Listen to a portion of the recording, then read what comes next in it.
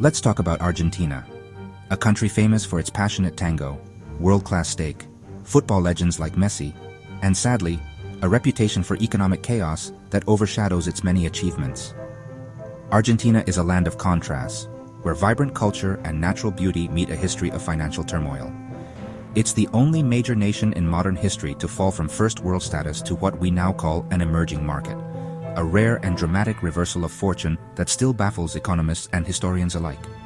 That's like being a star quarterback in the Super Bowl and ending up as the water boy on the sidelines, watching others play the game you once dominated. This isn't just a short-term stumble or a bad decade. It's a century-long saga of missed opportunities, wasted potential, and dreams deferred.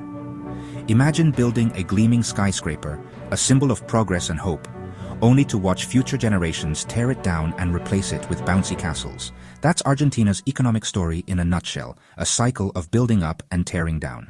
Most countries strive to climb the economic ladder. Look at South Korea, Singapore, or even neighboring Chile. They've moved forward, transforming their societies and economies. But Argentina? It took the escalator down, moving in the opposite direction while others rose.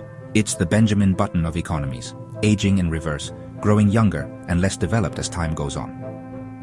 But this isn't just about numbers or statistics. It's a deeply human tragedy.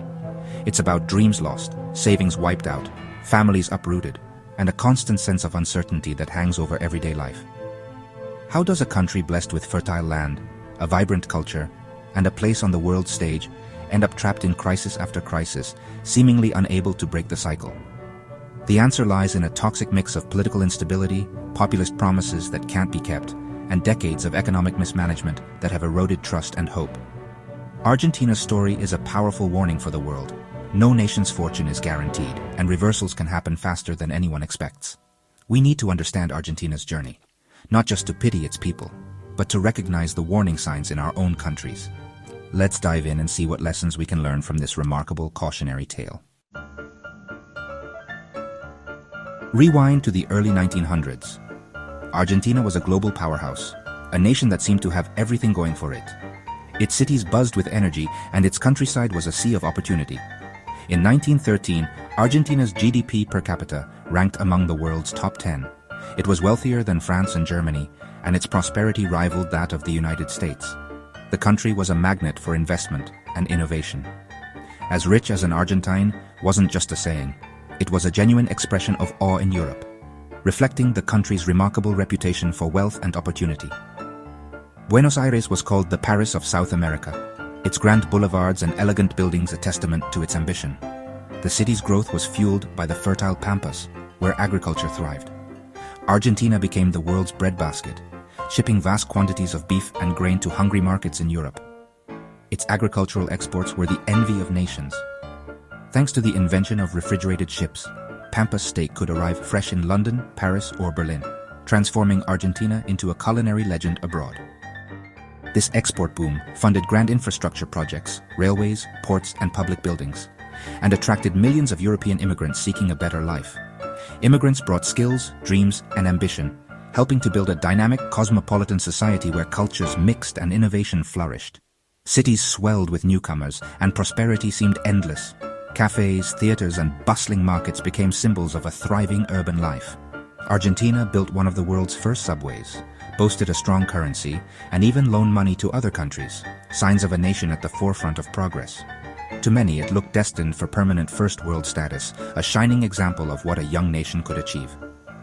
But as history often reminds us, the higher you climb, the harder the fall.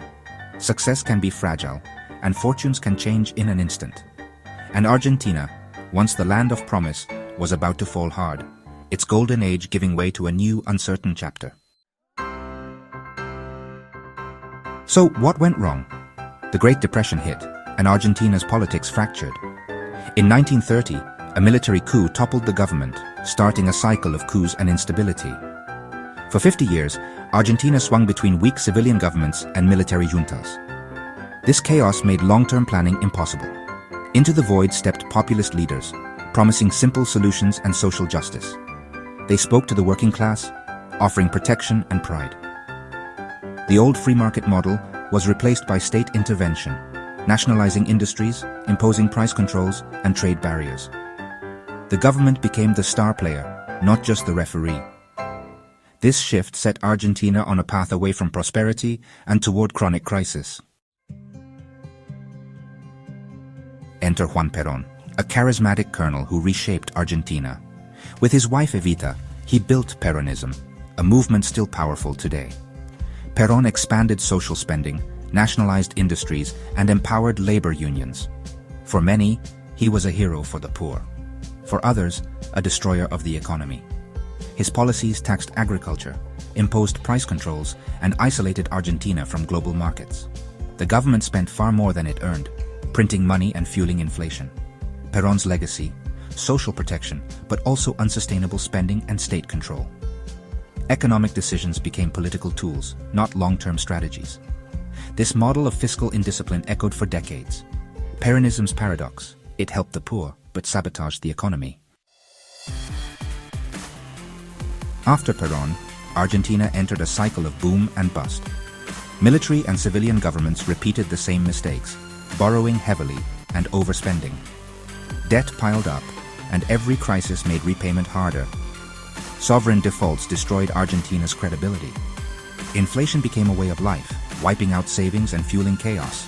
In 1989, hyperinflation hit. Prices changed daily and life savings vanished. The golden era was a distant memory. Argentina lurched from crisis to crisis. Economic mismanagement became part of the national identity. Instability was the new normal. The stage was set for an even bigger collapse. Argentina's decline seemed unstoppable. In the 1990s, desperate to end years of runaway hyperinflation that had wiped out savings and destroyed trust in the peso, Argentina made a bold move. The government pegged its currency, the peso, to the US dollar at a strict 1-to-1 rate, promising stability and a new economic era. For a while it worked. Prices stopped spiraling, inflation vanished almost overnight, and stability returned to daily life. People could plan for the future again, and optimism soared across the country. Foreign investment poured in, fueling a brief economic party. Buenos Aires buzzed with new businesses, luxury shops, and a nightlife that seemed unstoppable. But beneath the surface, trouble brewed. The strong peso made Argentine exports expensive abroad, hurting local industries and making the economy less competitive on the world stage. The government kept overspending, borrowing heavily to maintain the illusion of prosperity. Debt piled up as officials tried to keep the dollar peg alive, even as the real economy weakened. By the late 1990s, global financial crises rattled markets, investors lost confidence, and money began to flee Argentina at an alarming rate. The government could no longer defend the peg.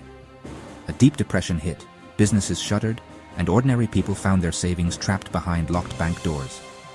In 2001, Argentina defaulted on its massive debt and was forced to devalue the peso, shattering the illusion of stability. The dream ended in chaos. Riots erupted, protests filled the streets, and the country was plunged into turmoil. It became the largest sovereign default in history at the time, sending shockwaves through the global financial system. The trauma scarred the nation, leaving deep wounds in the collective memory of Argentinians. The cycle of crisis and recovery would continue as inflation and uncertainty returned to haunt daily life. Argentina's economic wounds ran deep, with families struggling to rebuild, and many left searching for hope. Recovery would be slow and painful, but the spirit of the people endured, determined to rise again from the ashes of crisis.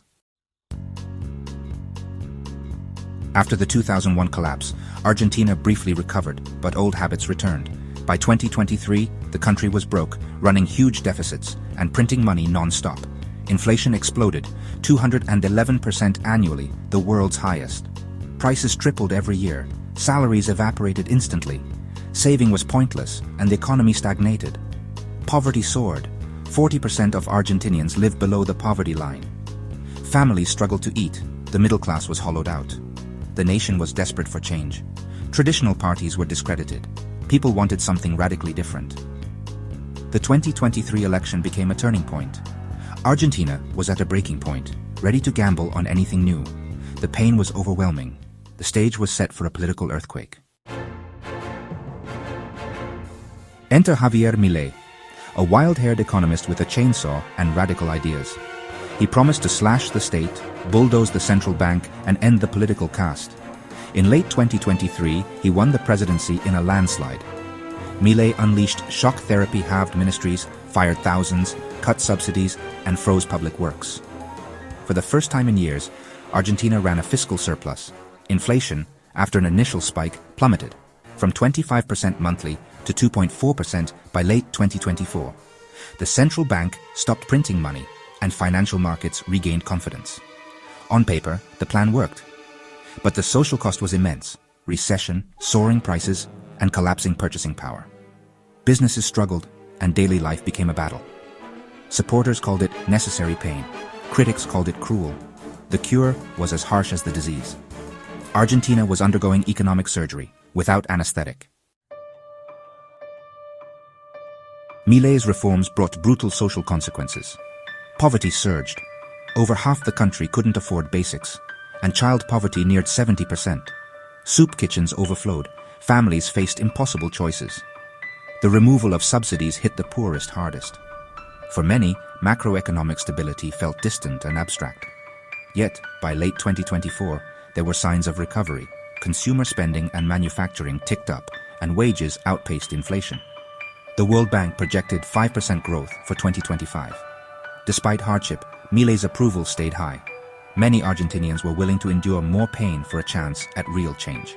Argentina stands at a crossroads. Its history warns how potential can be squandered by instability and populism. Milei's radical experiment aims to break the cycle, but the outcome is uncertain. The path to prosperity is long and hard. Argentina's story isn't over. It's still fighting to rise again.